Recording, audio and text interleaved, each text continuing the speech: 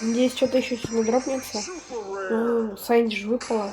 А, кстати, мне еще после Сэнди выпал легендарный Стардроп. И с него мне выпала, к сожалению, пассивка на Байрона.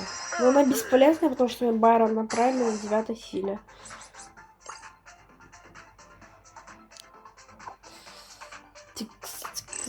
Вот, кстати, вот недавно вот этого чела добавил, друзья, мы с ним попушили ему болта.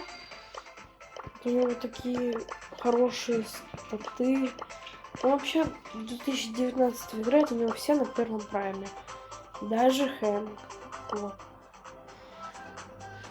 Ну, он вообще хороший чел. Вот у него вот эта лига. У него тут Рубалдиша. Ну, крутой чел, крутой.